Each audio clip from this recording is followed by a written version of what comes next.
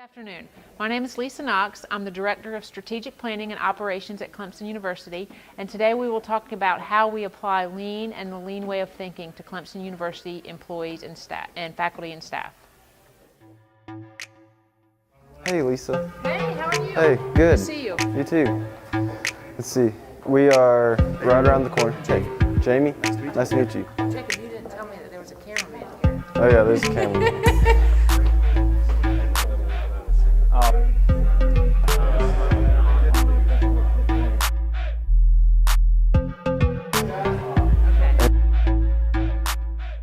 Some other professionals in the room, so if you guys can take a minute to tell me a little bit about yourself, and then I'll get into me in this presentation, and hopefully it's geared towards something that interests you. Who wants to start? Okay. My name is Nicholas DeSoiza. I'm not a business major, but I'm a business minor. Okay. I just thought this would be an interesting learning experience. Okay, awesome. My major is chemical engineering. Chemical engineering. Okay, awesome. Are most of the students in here operations? Who's not operations? All right, what are you? Supply chain. Supply chain. Those are two different things, obviously, here at Clemson. Okay, so who's not in supply chain or operations?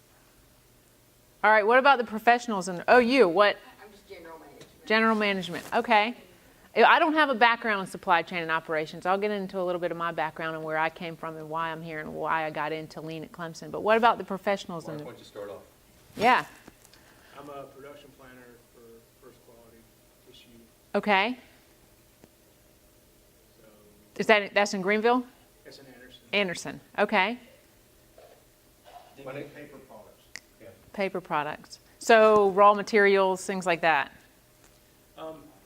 Originally I did all of it, but as we've grown, I focus more on scheduling machines and making sure that we're matching supply with demand. Got it. Okay. My name's Chuck Baker. I've worked with Michelin for over 30 years now. Most of the time it's been in either logistics or supply chain. My job now, I'm responsible for the 31 sites around North America for lean. Okay. And I've learned so much more because 5 years ago when they said, Chuck, you're going to take this job, I had no background whatsoever. And we have a process in Michelin that's called the Michelin Manufacturing Way or Michelin Way, and it's based upon Toyota Production System. Okay, awesome. Is that on the shop floor as well as administration? It's all logistics distribution centers. Okay. So it's not manufacturing. Manufacturing is separate from what I have, but I have all distribution centers for North America. Okay, awesome. That sounds like an important role. No, but it's fun. Okay, good, good. Anyone else? Yes. Hi. I'm the photographer and videographer, but I also work for a German manufacturing company for 18 years. We make automotives. Some would say the best automobile in the world. I move with what we call the truck gate, so any materials that are coming into the property, I and my team manage all of that material, make sure they get to the proper place on the property and from the property to our dock doors. Okay, awesome. Well, glad to have you. Good luck tonight. All right. We have representatives from Greenfield manufacturing. Okay. So we've got, I'm the supply chain manager, Brian's in our industrial engineering department, and Susanna's in HR. And we're right around the corner, Greenfield Industries. We're a manufacturer of cutting tools. Okay. And just looking to get a lot more involved with the Crescent and student chapters for APEX. Okay, so do y'all do lean at Greenfield? We're just in the early stages. Our IT department is we're trying. You're starting up. Established this past year. Okay, what about in your HR department, in those functional areas? Not adopted yet. Okay, awesome. So we got a variety of groups and a lot of students. So today, yes. Yeah, go ahead. Sorry, I'm trying to. I'm sitting here with the students. Okay. My name is Yamaç Gazioli. I'm the logistics manager at a cable manufacturing plant, Prismian Cables, located in Abbeville. Okay. So production control, logistics, supply chain, that's what I'm responsible for. Okay, another different group. Anyone else? We have a past alumni graduate from the operations program, Jacob Fowler, came back. I did. I'm an estimator at a commercial casework manufacturing group. Okay. So You just wanted to come back and hang out? I did. Okay. I just didn't get enough of the facts while I was I have a feeling that's not true. He has a legacy. His younger brother. Okay, great. Brent Oh, right here, Brent's okay. doing exactly the fact his degree in operations. Oh, you just came to hang out with your brother, I see. I see. All right, well, One more. yes, one more. We're talking about what we do. Oh, what do I do? That's a great question. My title is actually an account manager, but that's not really what I do. I'm more of a project manager, and I do process improvement. Okay, for great. SourceLink. So we do junk mail, essentially. We print and mail a lot of marketing materials and stuff like that. Okay, so non-manufacturing. We don't manufacture paper, but we print, cut. We do a lot of remanufacturing, essentially. Okay. All right, well, I've done presentations all over the country on a variety of different things that we're doing here at Clemson. I tried to pull what I thought would be interesting today, but we've got a variety of different people in here. So the bulk of my presentation is going to talk about, I know my first slide's what is lean. I don't think I need to talk about that. This morning I did a training and used some of these same things. But I really kind of want to dive in. I'll tell you a little bit about my background, but also then how we apply lean principles, focusing on the customer, focusing on what adds value and what does not add value, and how we apply that to processes at Clemson University. As you can imagine, you call it supply chain, call it value stream, call it what you will. We don't have necessarily raw materials that you may see in manufacturing. We're a lot of information flow. There are a lot of university processes that we deal with. You students are a part of many of them. How many times have you gone over to Sykes Hall and you got to see financial aid, student financial services, admissions, and they're all different areas. They're telling you 3 different things, all for one process. Study abroad, all types of different processes where you students are our customers, and it is crazy what we make you jump through from the university perspective. A lot of times our customers are our students, and we seek from you all what processes we actually work on. So I'll tell you a little bit about the history, why we do it at Clemson, where we are, how you can potentially even get involved with what we do. We have internships in our office and things like that, but then also how our students, we've done some Six Sigma Green Belt certification as well as some lean certification through our office. So I'll share with you a little bit of that. But please stop me, ask questions, because I want this to be something that you guys find valuable and that you guys want to actually know about. I won't spend too much time on what is lean, but I will say that these concepts, the concepts that you all do in all of your industries, even in Greenville, you know that they can be applied anywhere. Everything is on a value stream, whether you go to Chick-fil-A or whether you're making paper or whatnot, everything is a process. The problem is, once you get into it, once you've been in it, you see it everywhere. So it begins to frustrate you everywhere you go. I was in GHS not too long ago, and I walked in and I had an appointment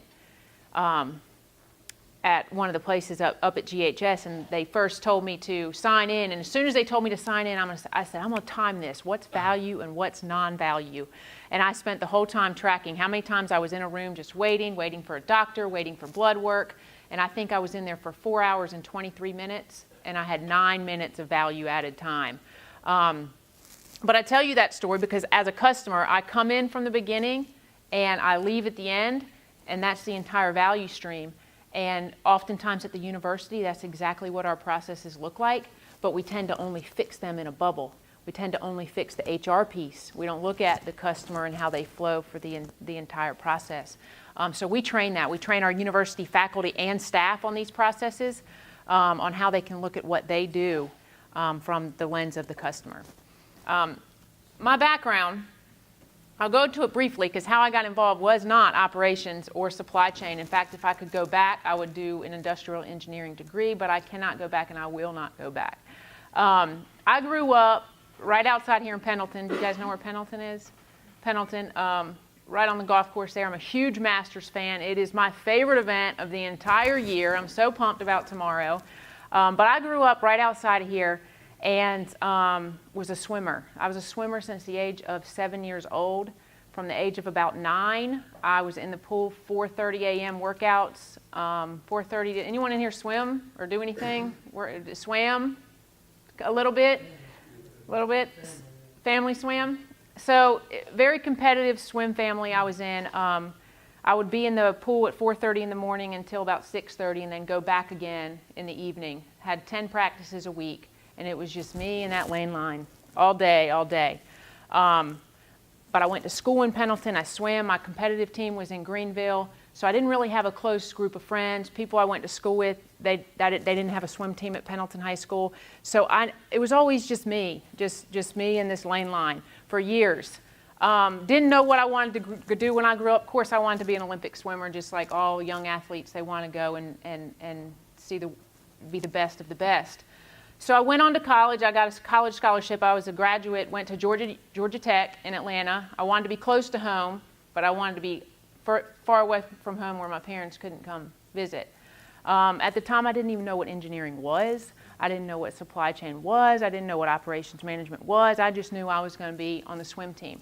But it was the first time in my life that I had a group of friends that was all in the same school I was going to. We all had the team effort, the swim team. We all had the same goals. And I really began seeing what it was like to collaborate, to be one unit, to actually have the same goals. And when I look back on that, that's all lean supply chain. It's working with people outside of the department, outside of your division, people that might be responsible for something that affects something down here, and it's all about getting everyone in the room and designing a process that works for everyone, but you can't do it without the collaboration. It doesn't happen often in higher ed, doesn't happen often in banking, doesn't happen often in healthcare. Service industries is where it's now kind of becoming a little bit more popular, but definitely areas where things cross different divisions and different departments. So it was at Tech where I really realized I wanted to do something that was challenging, critical thinking, but with a team, where I had to listen to other people and hear their ideas and kind of strategically plan what was next. About my junior year, I got a season-ending injury. I had that thing where you can't lift your arm up because your whole side goes numb, nerve damage from swimming for so many years. So they went in, they took one of my ribs out. I was in the hospital for about a week, but it was season ending, but it wasn't team ending. It wasn't team ending for me. I was still able to support the team at ACC, support the team at NCAA, just from a different perspective.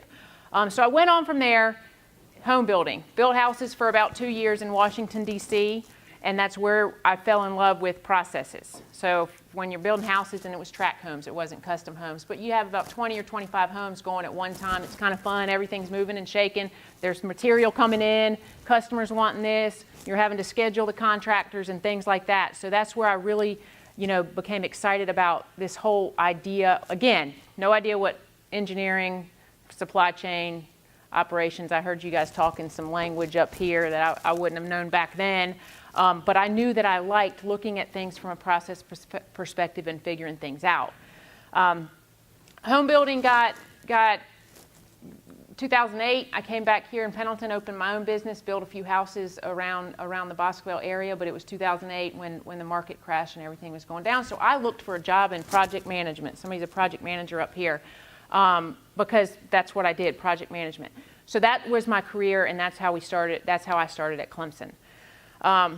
In 2008, around the same time, I actually started in Clemson 2010, a little bit after the home building, but it was at that time a board of trustees, Trustee Joe Swan, I don't know if you guys know him, but he's on the board of trustees. He told our department, finance and operations, you are going to do lean, process improvement, continue, whatever you guys call it, you're going to start look at your processes and identifying what's wasteful, because we cannot continue to use our resources the way we've always used them.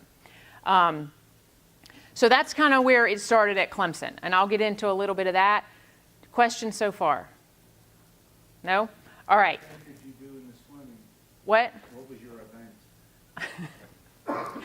200 butterfly and 200 individual medley. Good.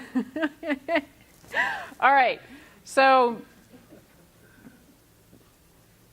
So anyways, I have this. This is my story in my life because of this quote, because it is the realities of people working together every day. So when I talk about lean, I don't like to talk about the concepts, the conceptual part, the fishbone and the 5 whys and the root cause and the process time and the lead time and percent complete and accurate and first pass yield. I like to talk about the team aspect of it, the getting the people in the room to look at something and come up with the best result. And all you guys in your careers, this can be applied so many different places, wherever you get a job. It doesn't have to be for a Michelin or for a GE or for a BMW or for, there's some paper. This kind of work, whether it's happening in an industry or not, can be applied anywhere, and there's places that are desperate for the work that you guys do or the way you see things. I don't even like to say it, the concepts. It's the process thinking. Not everyone's a process thinker, and that's what we're missing in a lot of areas in industry. All right, so I'll go through the history, which is probably on a slide later, but I'm just going to talk through it because this is the way it's working for me. In 2010, Clemson adopted what we called resource efficiency and process improvement. It was an office of one, and we basically looked at a variety of processes across the university, but then we went out and told people what they needed to do to improve. So maybe we took printers off desk, we did a managed print thing with Rico, we did a cell phone where no one could have phones on their desk. We did a lot of big things to save money, but it didn't really change the way people thought. It didn't really create this culture of continuous improvement. But it did do some big money saving things, which is what we needed to do at the time. So then a couple years later, the director of that program left, and I was able to take over, and I re-strategized how we're going to change the culture of what we're doing. At the time, we were working with Dr. Frances Kennedy. She's in accounting services. We took some students. They would do some projects. We were doing DMAIC at the time, going through some fishbone. They would have to go through a process, and at the end, they would get Six Sigma certified. That was through a creative inquiry, if you guys are familiar with that. And they would leave getting Six Sigma Green Belt certified. But then we started looking at how we're going to adopt this at the university level. So the two tools that we use are value stream mapping and Kaizen. Are any of y'all familiar with that a little bit? Of course, you do some of that. I know it would probably work really well in y'all's area, especially with some HR things. But so we started with value stream mapping, and I'll get into that. It's as simple as this, and if this is something you already know, I'm sorry, but this I just like to lay it out. But value stream mapping is all we do is we take processes across the university. When we started, I had to beg people to let me look at processes. Now they're knocking down my door. We're hiring more people. I'm actually not the director of lean anymore. I'm director of strategic, what am I? I don't even know. Director of strategic planning and operations, and then under me is project management and lean. So when we do value stream mapping, it's as simple as planning for an event. Say we've done over 50 of these at the university, from the cancellation process to study abroad, how students go study abroad, admissions. We're kind of in a lot of different areas. We design a current state. Takes us a day to design the current state. We take another day to design the future state. We try to wait a week because people get a big headache after the current state. And then we make a plan to implement. This might look simple on paper, but when you get everyone in the room and you have a facilitator that's mapping it out and following the steps and doing the fishbones and the process time and the lead time and everything, especially at Clemson, the collaboration is like none other. It's unreal when you get professors, faculty in the room, and they're giving their input on a process. Students, we try to get students in a room if we're doing a student-related process. So we've done a lot of value stream mapping. This is what one actually looks like. I know that's hard to see, but in manufacturing or BMW, you can go to the BMW plant, you can look, and you can see the car go down the line, you can kind of see where it gets held up, you can see the visual management. That's really hard to do in information flow. It's probably really hard to do a lot of supply chain when trucks are coming in and everything. So we try to map it out. It's big and lean to go and see. They say go and see. We bring the forms, people's forms, to the event. So if there's a form they're filling out, we have a lot of forms, a lot of non-automation. You guys are probably part of it when we send you multiple different offices with forms to fill out to change your hours and change this. So we bring the forms, and then we get everyone in the room and we map this out. This is where all the details go, the process time, the lead time, how often do you get something. This is where from our standpoint, our supply chain knowledge kicks in. This is where we teach people how to look from a supply chain. Our inventory, how many hiring papers do you have? How many people are doing the work? How many students are calling in? Student financial services, how many students are calling in today about this problem, about that problem? So this is really where the work begins for us. This is an example of, we put it in Visio. We try to keep everything simple, so I do not ask anyone, staff, faculty, to make anything look, I'm fine with pictures because the work is really done on the paper. But we do put everything in Visio so people can see. This was actually our staff hiring process. From the time that, say, I had a need and I needed to hire someone to the time it gets posted to the job board, it used to take 17 days. A couple years ago, before we had Lean, they automated it. So they basically took the same exact process and automated it. Took a lot of time to do that, and they reduced it from 17 days lead time to 12 days lead time. But I think it was Bill Gates that said if you automate an inefficient process, all it does is highlight the inefficiencies. So, so we automated it, but it didn't take out any of the non-value added steps. So one of the first things we try to teach people is IT is not the solution for these paper processes, for these administrative processes. So we re-looked at it several years ago and took out some of the ways we do some of these concepts is provost signature. At the time, our provost was signing the documents every Tuesday and Thursday. So if he was out, let's say on a Tuesday, he signs on Thursday, there's 5 days business days, 5 days lead time right there. So we got him in the room and said, do you really need to sign everything? Or can you just get a report at the end of every month? So his signature got removed. President used to sign everything back when it was Barker, I think. So we took out some of his signature. And the challenge from an operations standpoint is when somebody's signing something from an administrative side only on Thursdays, they're dumping everything. They're batching and dumping everything to the next person. And then the class and comp person in HR, who HR gets blamed for everything, right? So HR gets blamed for taking too long, but we just batched and dumped a bunch of paperwork on their desk on a Friday. So everything we do with supply chain or operations or value stream, whatever you want to call it, affects the person down the line. This is where when we get people in the university here, especially when we bring in students, if it's a student-related process, one we did for students was the cancellation process. So at some point, if you didn't pay on time, I'm trying to remember, this was years ago, if you didn't pay on time, we would cancel you out of your class, but you could go re-enter that class the next day still without having to pay anything. So we had this whole process with no real, we'd have a lot of admin time tied up, and you guys could still go sign back up without paying anything. Then you'd cancel again, and it's a lot of administrative time. And that's an example of one where financial aid wants us to wait for the money, student financial services wants us to get the money, and then the people scheduling the class, the professors want a full class so they get the revenue associated with it. Most professors, maybe the admin in the college want a full class, so they want you canceled if you're really not going to show up. 3 different areas, 3 different divisions, 3 different direct reports, all needing something different for one process.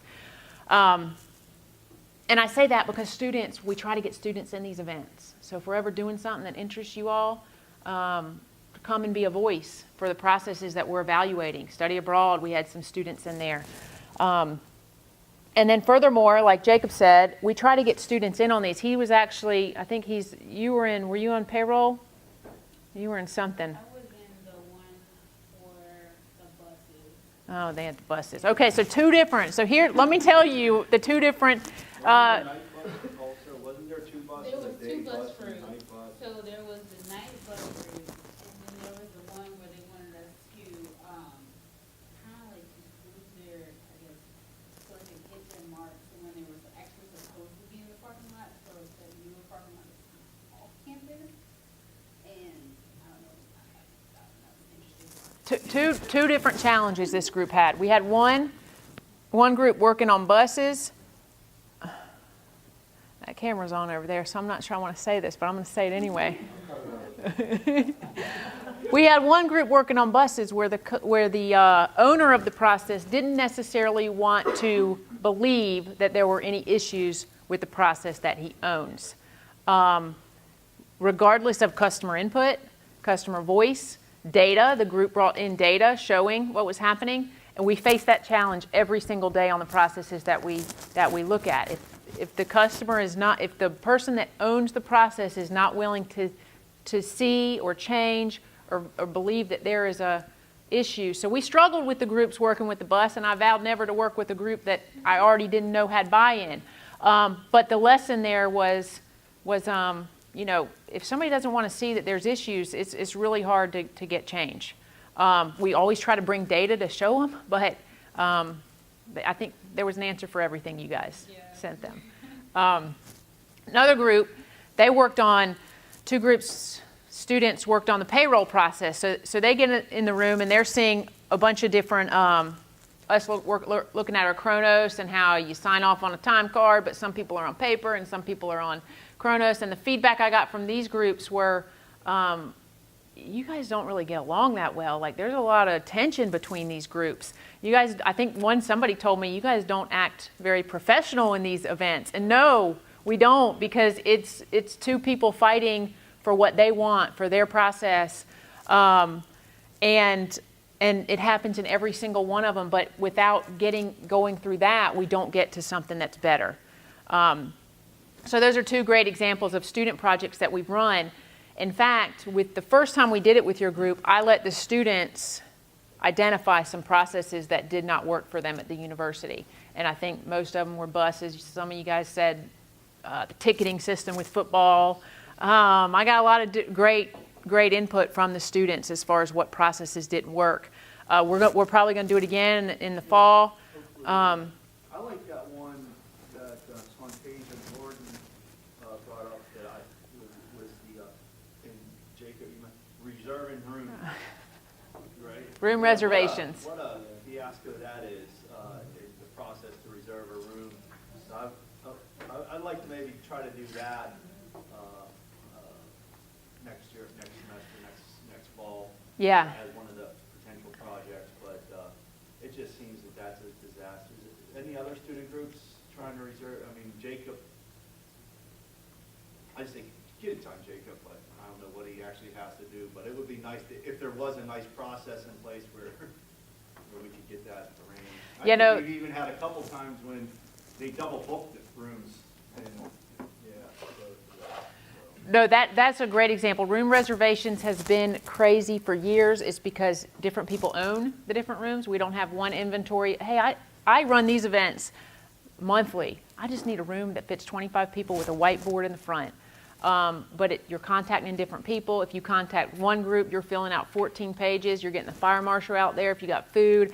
It's just because there's ownership pockets of, does the department own it? Does the division own it? And then at one point in time, Serene, the people that did the Serene, they also had rooms that they owned, like in some other building past the library too, for that. And so, how are you in charge of that room in that building? You know, as another room that you can reserve. So it was crazy. It still is. Yeah, room reservations. Really crazy at one point where the people you're going to, like, well, we got that room in this building. Like, what did that people in that building have rooms in this building in Serene? Like, who's in charge of what? Yeah, it's very confusing. You're not wrong. That's a great example. So for years, a couple years, we've done a lot of these, probably 50 of these over the course of 4 or 5 years. Not all of them have been successful. Not all of them will be successful. If we don't have a value stream manager, meaning somebody to own this when we walk out of that room, they're typically not that successful. But I'm going to pause here to say, for the students, I know most of you are seniors. How many are not seniors? Not seniors, so a couple still going to be here. We'd love for you to get involved in some of the stuff that we're doing to get student input, especially if you're in operations or management. My degree was in management. I think I had an emphasis on information technology or something. But process thinkers, it doesn't matter necessarily what your background is.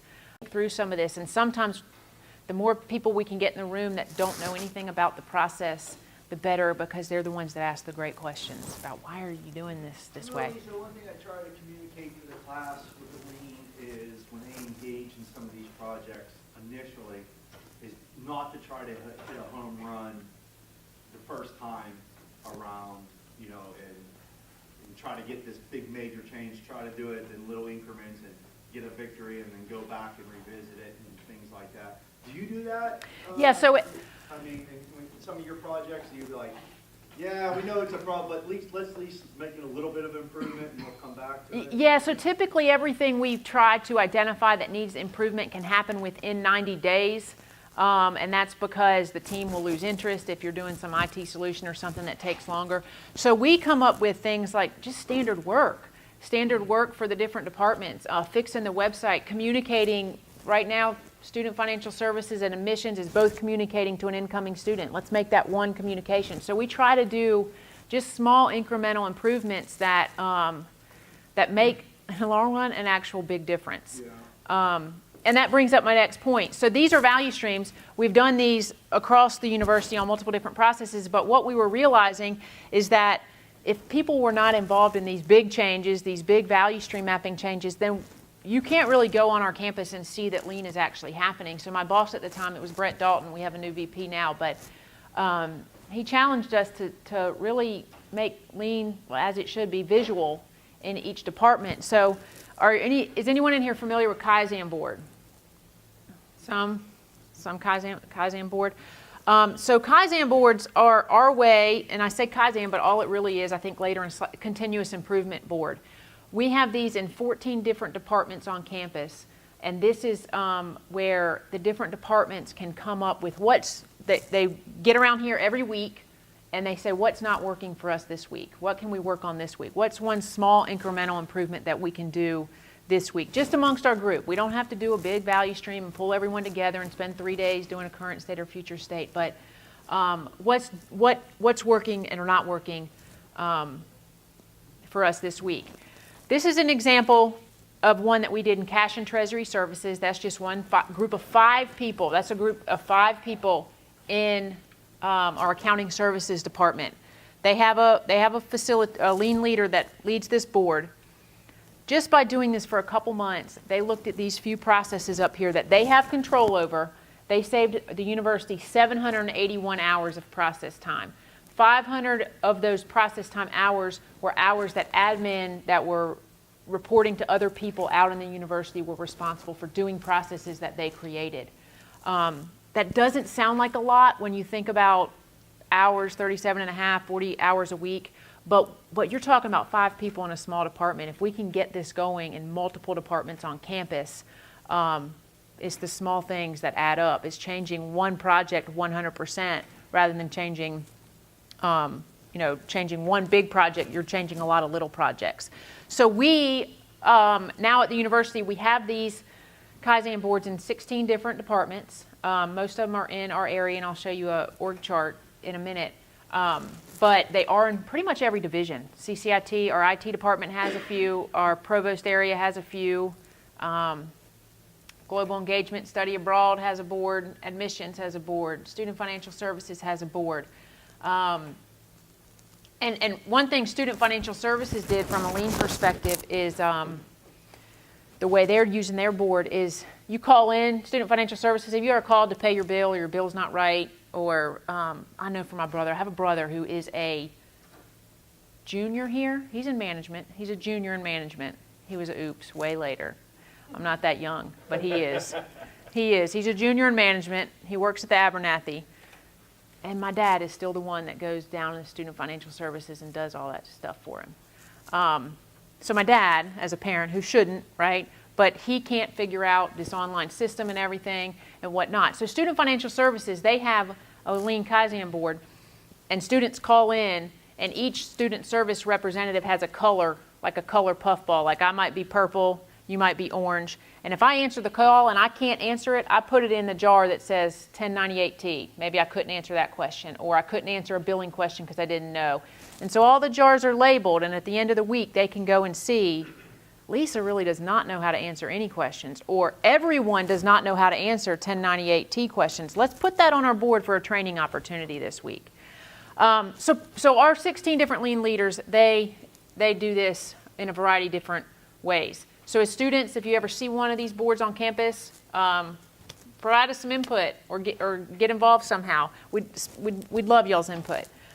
So now, I'm putting one in my classroom next. put one in your class. I'm going to continuously improve my class. If you put one in your classroom and you have your students identify university processes, then we'll have some for projects. Come up with some improvement. Earl, we did really good on exam 2. He said you had to make it harder. You guys really did, huh, for that. I mean, are there any university processes that you guys, besides the bus system and room reservations? I know getting from in club sports, getting funding now that they've done away with some of the people in club sports as far as the management. It's a pain in the butt to get funding for certain things. So I'm on the club paintball team. They're driving down to Kissimmee, Florida right now for nationals, and they had to get money ended up having to get 2 hotel rooms. They had the first one by the deadline that we needed to have it for, and the second one before they had the deadline for, but they just found out, I think they just crossed the Florida border probably 2 hours ago, and they just found out they don't have the reservation, they don't have the funding for the reservation for their hotel rooms, so it's a pain in the butt to be able to get funding, and it used to not be like that. I don't know if Do you guys work with student affairs? Is that? I don't know who we go through. Our treasurer knows for a fact. He's the one that's been on the phone with her for the last hour and a half. And it used to be the office was on campus. Now it's then they moved it to over near Publix. East Park, that's Student Yes. Affairs Business Office. Yep, I know who you are working with. So. Not trying to get anybody fired. No, just got the cameras off again. But this is like what I like to do. I like to hear the issues and then connect the dots with who I know on campus and try to figure out what's a headache for you guys. What other processes? Yeah. So I went to the Sullivan Center for a really quick appointment one morning, and in the time that I was there, I had 4 people in the room with me for something like super easy, like a nurse could do it. They were missing medication. The drawers that held the medication were empty. They were missing supplies. They had to run to Redfern to get something that they thought they had. They didn't know. And the doctors like rotate in and out. They have someone called that are from Greenville, and so they don't know what's there. The nurse that was there all the time didn't know what was there. And just checking in, I didn't know what I needed to bring, so I was like missing a bunch of forms, or like I was missing my ID that day, so I didn't have that. I didn't know to bring it. And then like my student ID wouldn't work. I needed my real ID. So just a lot of things. Yeah, I didn't realize what that's the a great Sullivan Center, example. how it was separate from the university. So I thought they had a bunch of my records, but they didn't. That's a great point. That's a good one. That's in student affairs too. Any other ones? Yes. The way that they do CAPS at Redfern is really bad. So like the psychological services, for your first appointment, you have to go during drop-in hours, and it's from like 12 p.m. until like 4. So it's like during when you're in class. And then you have to wait. So not student perspective. And then you have to wait until they have a spot open for you. So like some people wait for 2 hours, they skip class. So that adds like more stress when they're already going to seek psychological assistance, and it's not a good process at all. And you can't make an appointment for your first like visit. That's a good one. I promise y'all, Clemson University is a great place to go to school. Continue. Yeah. But these are great ideas, and these are the types of things that would go on a Kaizen board should Redfern or Sullivan Center have one. This does not work for students. And I'll share with you where we are in our process of growing lean leaders and lean facilitators, because oftentimes people come to my office and they say this process or that process, and sometimes we have facilitators, I'll share with you, that can lead that, and sometimes I don't, and we're trying to train up more facilitators across campus. Those are great ideas. Yes? Is part of your process to look at outside data? Give me an example.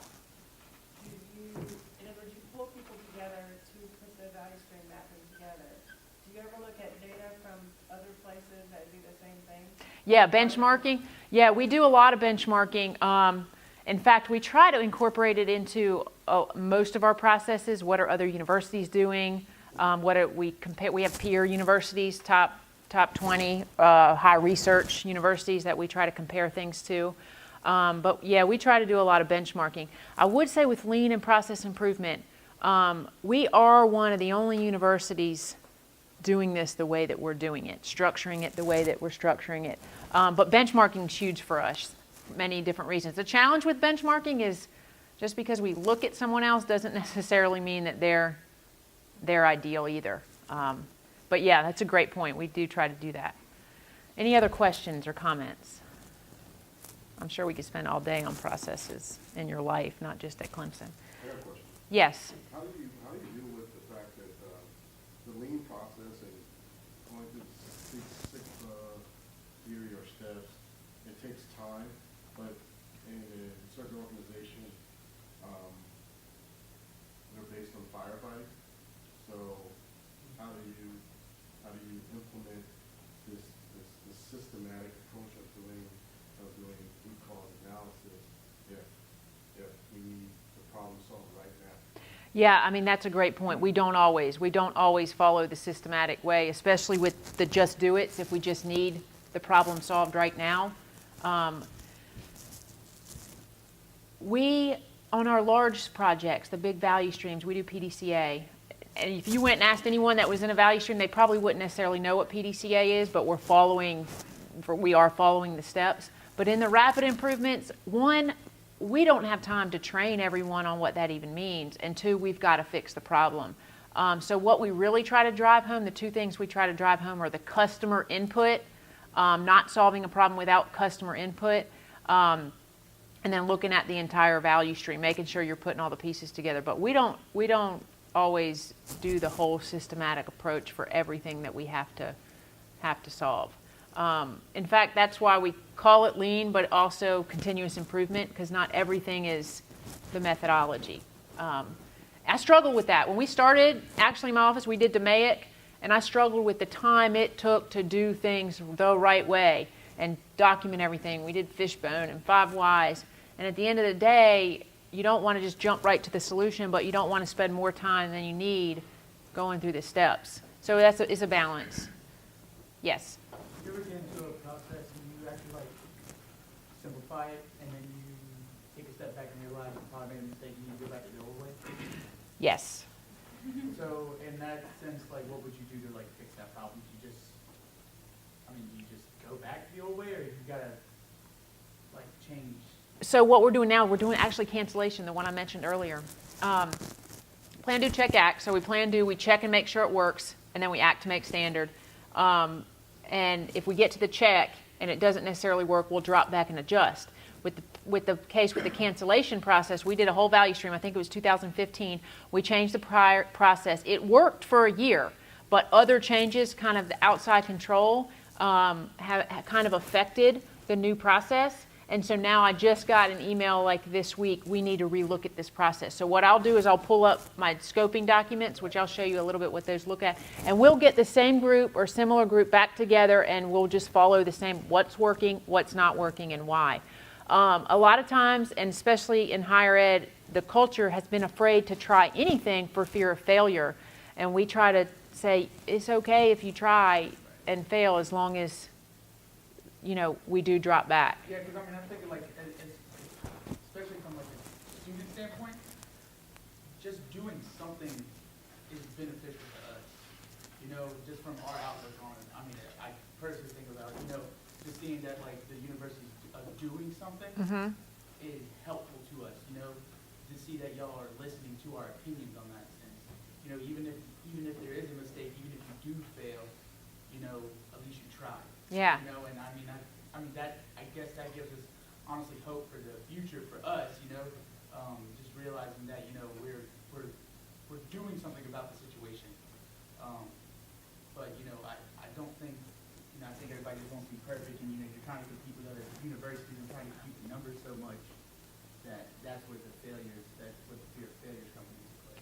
Yeah, and that's a great point. In fact, we're having conversations now. I would say we haven't done the best job of hearing the students. At least in my role, I do lean all day, every day. I've said I've done 50 of these. The number where we've actually had real student involvement, or the student actually comes up with what we need to look at, is not as strong as it should be, which is why I'm thankful for the partnership that we're kind of beginning and doing some processes that you all see. But without that avenue for you guys to provide what's in your day-to-day, what's not working, we won't be able to hear you and do something about it. So hopefully in the future, we find a better avenue. I mean, ultimately, regardless of numbers, where we're going is try to give the students an amazing experience while they're here, but real life experience. Right. I know when I was in college, my real life was in the pool. I didn't get real life. Like I said, right now I do operation. I didn't know what real life experience was. I never had a real job because my job was in the pool. And our goal is to have you guys experience, come to my office, come to a value stream and see what real life problems are. And the more that you guys identify for us, that makes it even better, especially as we report what we're doing. We love to have a student section in our reporting. So I don't know what exactly process you're speaking to, but I can tell you, my doors are open. I'm in Sykes Hall. You guys can come and tell me what's not working. We won't always have someone in that area that can do something, but I promise we can put it on my board. I think it was just like with the new student organization policy that happened earlier. Was it the fall semester, I think? Yeah. That our student government kind of like, we ended up, I think the students ended up signing a petition on it for the new rules for like student government, for the student organizations where I think they were trying to take funding away from, we had to individually fund our organizations. I think the board wanted to do it. I'm not 100% sure about like, the minute details. What happened? Yeah, I don't know about that. I think, the student government, taking the petition to the board and like, students don't want to do this. They don't want you to change the policy. They think it's fine right now, and I mean, thank God they had our backs on it because I just recently took over an organization the following summer, and I was dealing with some of the processes, and like we haven't even been accepted by the university yet because we haven't met all the criteria. But it had me frantic because I was like, I just got done the fire with this organization, and I'm trying to take over the leadership position, and I don't even know what it's going to look like in the near future. So I was like, do I want to do this? Do I not want to do this? And we just thank God the student government had it back on it. So that's what I was kind of like getting at. Like, if they're going to throw out these processes, like such as like the board changing steps and changing details of what we need to do as students, I guess either make it more clear or listen to our opinions going back to it. Yeah, that's a great point. That's a great point. Is there a best time to implement and start planning in terms of seasonality? Because like I know, especially some of the processes on campus, like admissions probably has their busiest month of the year that they've picked out. Financial aid probably has their busiest month of the year, or like their two before the semesters. Like, would you start that as it comes up to you, or would you say, I'm going to wait until they get through their just starting that busy season? They're going to slow down and have more time to read, and 6 weeks we're going to start again. How do you plan that? Yeah, that's a great point. They normally tell me, you're not doing this process right now because we are slammed. But we have ebbs and flows in everything that we do, especially when it's student related, when the students come back to school. What I do is, like I said, they typically say, sometimes it's dictated by when they need a new process in place. Like students come back in August, this process needs to be in place in August, so we better start looking at it in May. But I do tell them that when they don't want us to do anything in their busy season is a great time to collect data. So while we might not be evaluating their processes for improvement, when students are coming in and out of your door for admissions, what's going on? How many calls are you getting? What are they calling about? So we do have to prioritize based on the ebbs and flows, campus rec, different areas. But that doesn't mean in the busy season there's not something that can go on the board that we can use later as far as data is concerned. But typically they won't come knocking on my door. Or summer, we've done one with summer pay, and they say we got to have this process in place by the summer. Construction and renovation with our facilities department, they're trying to figure out how they can get all their construction done in the summer. Clearly, they're not done. But people want to blame facilities, but if you look at their process and how much they have to get approved through the state and when they have to send things to the state, it's not facilities. So seeing that on a value stream is very beneficial. So we try to help them on how we can get things turned in a year in advance with budget in order to get everything done in the summer. Yes? So, yeah, the thing that he was talking about as far as the club sports thing, or not the club sports, but the student activities. So in everybody's tuition when you come to Clemson, you pay a $40 student activity fee. That's not just club sports, it's other student groups, APEX, that kind of stuff. So for the 2019 fiscal year, that was a budget of 1.6 million. Club sports gets 588,000 of that, which is how much has been budgeted for that.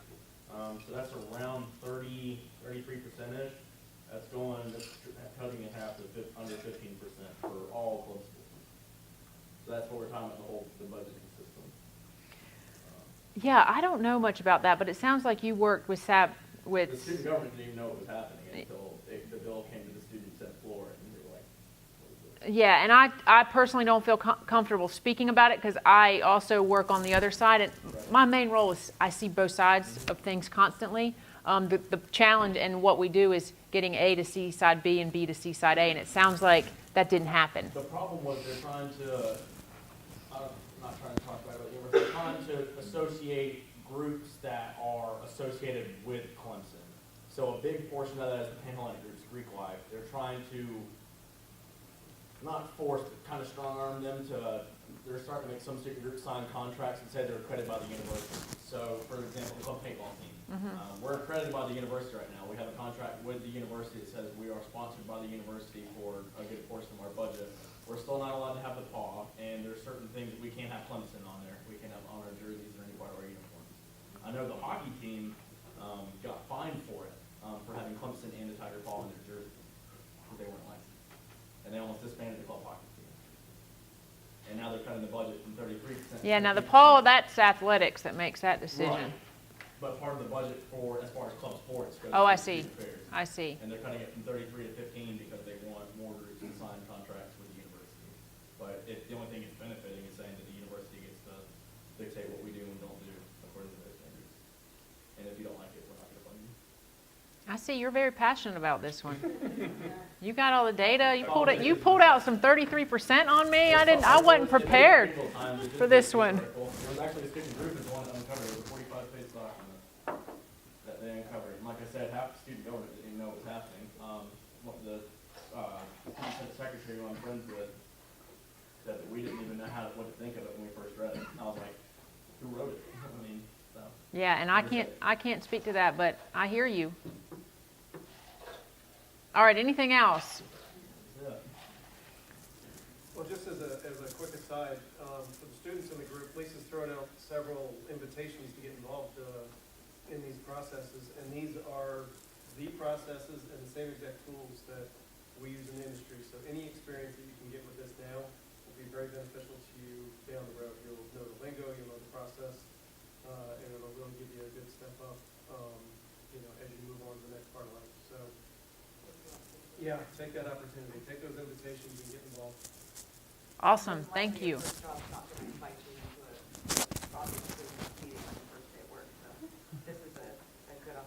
Come see us on campus. Did you hire an intern? Didn't you talk about? Remember last year you said you were thinking about? Yeah, I got a position open now. We're hiring. It's on what's it? Michelin Career Center. You pick something another. One part-time I think we're doing this summer. It might be full-time. I can't remember. And then we're hiring 2 in the fall. Work directly in our office on this stuff. So that's out there. Did you have something? Yeah, I was trying to say, just get involved on campus, because, I'm a part of, several different, commissions on campus that, are cross-functional teams. So, from, athletics to transportation, department services, to, faculty and staff, to, things that you wouldn't even think to correlate back and forth, together. The university is really trying hard as far as trying to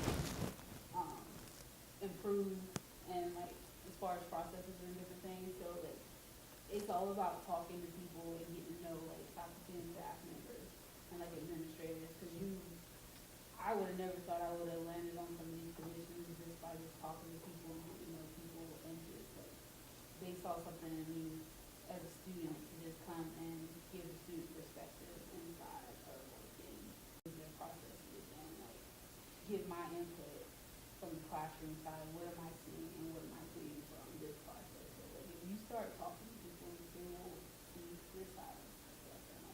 you're mentioning something, though, it's not just in college. You've got to be able to do it in the work environment also.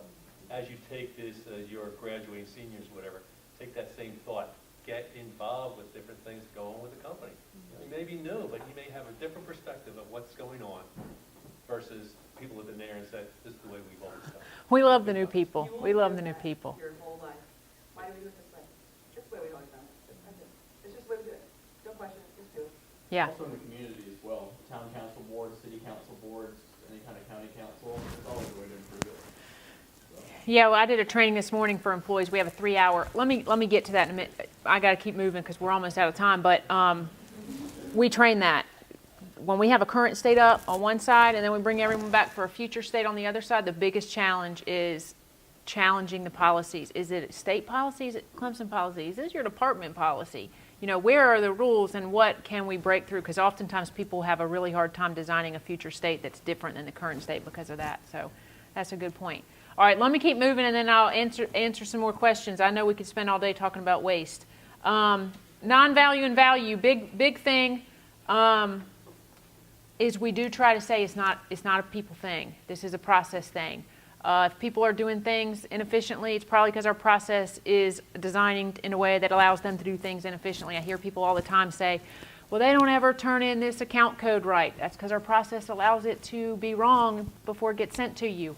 A lot of times, especially here at the university, people hear lean, they think we're getting rid of jobs. We're not getting rid of jobs. We're just trying to make you more efficient and not have you tied up doing things that don't make sense. In manufacturing, you might have learned about, I don't know what is taught, but at least from what I know, and I have never been in manufacturing, there's different kinds of waste, either 4 Ps or 4 Ms, man, method, machine, something, Ps, production, people, process. Am I close? Am I close? Okay. All right. In higher ed, we what? Tim Wood. Oh, yes. Now, that's what we kind of use, but with transportation, inventory, motion, weighting, overproduction. I see you looking at me. Hey, you said Tim Wood. I was thinking. So we did Tim Wood when I did DMAIC, and that's what we taught our Greenbelt students. But in higher ed, we've identified kind of 8 that we typically look at. My favorite, I'll just speak on my favorite, and then I'll move forward. Underutilized people and underutilized technology. We hire people to do a job, and we don't give them the full authority to do the job that they were hired to do. We have smart people, we have great people, and we make 4 people sign something after they've already signed it, completely diminishing their role. Underutilized technology, we have PeopleSoft, we have Banner, we have this, we have Byways, we have all this stuff, and we only use things to a certain capacity, and then we don't use the rest of it. Underutilized technology is big. And then my second favorite one, correction waste. How often people are doing their job because somebody did something wrong. Again, not a people thing, a process thing. We looked at one process where we had 1 to 2 full-time employees. All they did was correct data entry errors in the system because we had 200 admins on campus entering into the system. We centralized it. Now only 3 people do data entry for HR. But correction waste is huge. Yes. 40, and in the 40, 80 students, what was the example I gave you for overprocessing? Share that with Lisa. The nutcracker? The what? Was that the nutcracker? Tell Lisa what overprocessing. Using a sledgehammer to open a nut. That was our example, it's overprocessing. Okay. To get a nut opening. That's a good one. Use a sledgehammer. Too much, using too much. And for us, we used to have to fill out a travel form if we went anywhere, and then we'd pass it to an admin who would then enter it in the system. We still got a lot of that going on in a lot of places. You guys have a lot of forms. We send you to study abroad, this office, and international, this office, and that office. Is this nightmare still? Yeah, nightmare. There used to be a process we had where you guys had to do some book or something before you graduated. Some process, but you seniors don't have to do it anymore, but students used to complain about it all the time. All right, real quick, this is just relevant to Clemson and what we do. In industry, green belt, black belt, senior black belt, all kinds of belts, right? I got an ASQ black belt a couple years ago, but I don't use much of what I learned in that training in actual higher ed. We do a lot more lean. So instead of, I get people all the time contacting me, can I get green belt certified? And I just tell the university, if your staff what's more important is you learn what we do at the university, the lean concepts, the waste. So we've designed an internal program for our faculty and staff. It's white belt, purple belt, orange belt. I mentioned earlier the Board of Trustees supported this. We're under the VP for Finance and Operations. We have a new VP, Executive VP, Tony Wagner. Lean Office reports to him. We're now Strategy and Operations, and the Lean Office is under us. But these three roles, facilitator is the one that can lead the big mapping event. Leaders are the one that can lead the boards within their own department. And then we have white belt. This is the implementation team that helps us get from current state to future state. So everyone at the university has opportunities to be in there. This morning I did a white belt training. Once those individuals participate in one of our lean events and actually are on the implementation plan to help us get there, they pass a certification test, they can become white belt certified. These numbers are very old because I pulled this from years ago, but we've trained several more hundred than that across the university. This is just basics. What is value stream, how you can get involved, things like that. Purple belt, those are the lean leaders that do the boards across campus within their own department. And then the orange belts are the ones that lead the value stream mapping events. Now, they do get a monetary award each year, but the reason is because this is in addition to their normal job. But the purpose that we set it up that way is so I don't know anything about HR. Actually, I know a lot about HR now because I've done all the processes in HR, I feel like. But I know lean and I know lean well, but I don't know anything about Redfern, Sullivan Center. So what we try to do is we try to take people out of those areas, train them in lean, and let them go back and embed it in their own department. What's awesome about that is when somebody knocks on my door and says, we got to look at athletics admissions process, or we got to look at this. I immediately say, do I have a facilitator that can lead that? If I do, I kick it to them. If I don't, I write it down and say we need to train someone in CCIT because people are coming from processes all over. So when we originally started this, we had facilitators in all of the areas under finance and ops. I created this years ago too. This was kind of like a vision. Finance and ops, we have one in human resources, procurement. So if people come to me with facilities, with processes in these areas, I have a facilitator I can have run the event. If people come to me in these other areas, I typically run it for them. But we are now in the provost area, we're in CCIT, and we're kind of growing. We have lean leaders, the boards, in all of these areas, but we're about to do another big push for facilitators this summer. We're going to train another 6 to 8 facilitators. Facilitators are responsible for helping identify the issue, gathering all the data. I mentioned data. This is the people that do follow the PDCA. Gather the data, they facilitate the event, they create the plan, and they make sure it happens. So at the university, we've done, I know it's 8:03, I'm almost finished. We've done almost 50 projects across a variety of different divisions. Here's some examples of some projects we've done. And then there's another whole slew of them. Not all of them are successful. You won't be successful in everything that you do. Continuous improvement boards. We have 15 boards, 14 or 15. That was the example I gave earlier about the 781 process time, but the point here is that there is a real value in the localized lean, what's happening on the department level. And then my last two slides are, I'll go to this one first. This is our scoping document. I just kind of copied and pasted it. It looks a little better than this. But every project we do, these are the things that we scope. What's the issues? Who needs to be there? Well, who are the decision makers? We don't want to get everyone in the room and evaluate a process if our key critical decision makers don't know we're doing it and can't get involved. Because then we're creating a new process. We go show it to them and they say, no, you're not doing this. We get them involved that day. And then my favorite, even though this looks simple, I pulled this from HR, but I changed the names. People want to complain. This is the importance of data. People want to complain all the time about processes and where the holdups are. But what we help do as facilitators is this is actual data of hires, postdoc hires. We can see when the document was submitted, when it was finalized. This is our, in supply chain dealing with raw inventory and count, this is what we do. I can see how long it took commit approval. If you got a commitment form and you approval for that one took 10 days. This is all in the department. So all these department faculty members complaining about HR, we can actually see where the holdups are. And by the time it gets to these are HR processes, that maybe it's not HR holding it up, or maybe it is HR holding it up. But this is the type of data we try to gather when we have the time to bring to the actual event. So when people want to point fingers and blame, we try to always do it back to the data.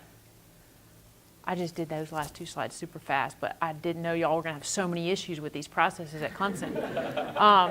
So that's it. That's all I have. My big takeaways is hopefully I'm pumped about working with him on other processes. It didn't go great, perfect the first time, but we're going to continue to work on that. Are there any other questions, comments? Come see me if you want to. Sykes Hall. Well, my student evaluation last fall, a student wrote about working on the project and how, I think it was one of the bus people, and how it was like, in these meetings, and they made the comment, like, I guess it's how life's going to be. It's just how it is. And I know as students, you want everything to work out and be that way, but putting you on these projects and go, yeah, have at it. See what we got to deal with every day for that. So I know you guys want things, answers and problems to be, but when I throw those curveballs at you, I'm only preparing for what you're going to get in life. You know what I mean? Getting little these LaFacuses and these little extra things, you're like, oh, well, that's minor compared to what you're going to face in the real world. So. By no means those little tricks and things I try to do on the assignments and stuff. You wait till you get out there and you've got to deal with that stuff. So try to prepare you a little bit, but I think the projects last semester were very beneficial, and look forward to doing them again. Awesome. Thank y'all for having me.